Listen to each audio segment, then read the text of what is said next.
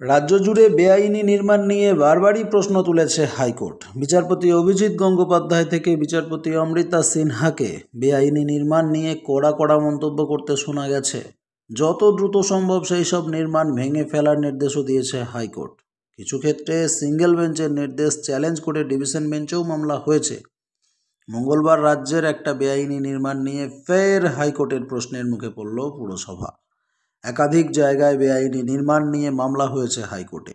উলুবেড়িয়া, কলকাতা পুরসভা এলাকার একাধিক বেআইনি নির্মাণ ভাঙার নির্দেশ দিয়েছেন বিচারপতিরা। এমনকি বেআইনি নির্মাণ ভাঙার জন্য বুলডোজার আনারও পরামর্শ দেওয়া হয়েছে বিচারপতি অভিজিৎ গাঙ্গুলির তরফ থেকে। ব্যারাকপুর উত্তর পুরসভার 12 নম্বর ওয়ার্ডের একটা জমি দখল করে বেআইনি নির্মাণের অভিযোগ উঠেছে। স্বপন কুমার দেবনাথ নামে এক স্থানীয় বাসিন্দা পুরসভায় অভিযোগ জানিয়েছেন। তার অভিযোগ পেয়ে গত 2রা জানুয়ারি পুরসভার লোকজন ঘটনাস্থলে মাপযোগ করে দেখেন ওই নির্মাণের 124.59 স্কোয়ার মিটার সম্পূর্ণ বেআইনি। কিন্তু তারপরও সেই নির্মাণ ভাঙার কোনো উদ্যোগ দেখায়নি পুরসভা। এমনই অভিযোগ জানিয়ে কলকাতা হাইকোর্টে মামলা করেন স্বপনবাবু। মঙ্গলবার বিচারপতি অমৃতা সিনহার এজলাসে এই মামলাটার শুনানির সময় মামলাকারীর অভিযোগ শুনে বিচারপতি পুরসভার প্রতিনিধিকে প্রশ্ন করেন কেন ভাঙা হয়নি।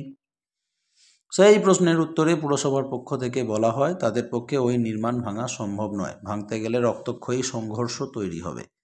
শুনে বিস্ময় প্রকাশ করেন বিচারপতি। তিনি মন্তব্য করেন কোথাও কোনো বেআইনি নির্মাণ থাকতে পারে না, আইন মেনে ভাঙতে হবেই।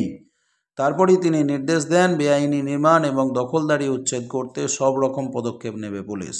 ব্যারাকপুর পুলিশ কমিশনারেট এবং নোয়াপাড়া থানাকে ভাঙার কাজ শুরু করার নির্দেশ দেয় হাইকোর্ট। আগামী 24শে জানুয়ারি আদালতে রিপোর্ট দিতে বলেন বিচারপতি অমৃতা সিনহা। দর্শক, বেআইনি নির্মাণ ভাঙতেই হবে এবং সেটা নিয়ম মেনে পুলিশ প্রোটেকশন দিয়ে ভাঙতে হবে, দরকার পড়লে বুলডোজারও ইউজ করতে হবে।